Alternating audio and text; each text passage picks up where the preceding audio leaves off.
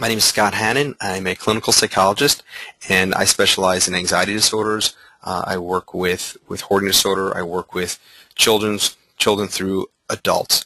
I work at a psychiatric hospital. I'm out on the East Coast, and I've been doing this for a number of years. And the treatment that I do, working with patients both in the office and working within their homes as well to work on the problem of hoarding disorder. Another thing that I also do is I work with families of people when they have a family member with hoarding disorder and work with them to help them understand the problem of hoarding and understand how to help their family as well. So we've got to really think about how do we conceptualize hoarding disorder. Well, a lot of this conceptualization has come back from starting a cognitive behavioral model that was put together back by Frost and Hartle back in '96. And it's going to break it down into 4 different areas that we're going to look at. So the current conceptualization of hoarding is that, and this is being actively researched as well in terms of what are the issues here.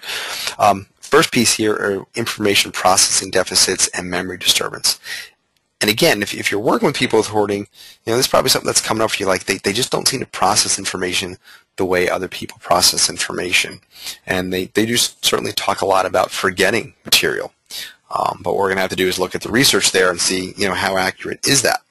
So the information processing deficits and memory disturbance come up in terms of reporting problems with indecisiveness, problems with categorization and organization, and problems with memory. So difficulty with decision making, it's going to come up when they're trying to clean things up. So they're trying to get materials out of their home. They can't decide what to hold on to, what to get rid of. They're going to have problems with categorization and organization. So where most of us are going to take certain things and put them together. So I've got all my books, and they're going to go on one bookshelf. I'm going to put my academic books together. I'm going to put my pleasure reading books together. I'm going to put my how-to books together. We're going to categorize. We're going to organize. For people with hoarding, that's a lot more difficult.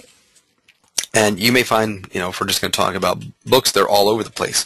And they may tell you, well, I need this book over here because this is my plumbing book, so it should be in the bathroom. And these are my current books that I'm using for class I'm taking. So those should be near my desk. So they don't have really good ways to categorize and organize materials. And they often complain about memory issues too. And we'll talk about this as we talk about really how accurate is that.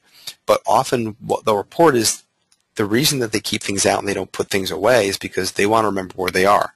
And they complain about problems with memory. And so for them, the solution is keep them visible. If I keep it visible, I won't lose it.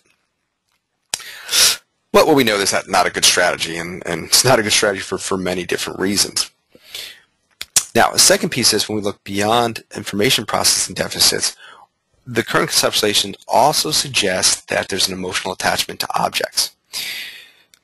Objects can become part of their self-concept. Now, what do I mean by this? Well, people wrap themselves around their objects. So it's, I'm the person who has the stuff that people need. So when their friend called them up and said, hey, I need a muffin tin because my grandson needs muffins for his school field trip. I've got the muffin tin. I'm the one that's got the muffin tin. In fact, I've got 20 muffin tins. You can pick which muffin tin you would like. So that becomes part of their self-concept where I'm the person that has stuff. It also winds up becoming just they're the person that cares for items. They're a person that cares for other people by holding on to objects. So it becomes very wrapped up in their emotional self-concept.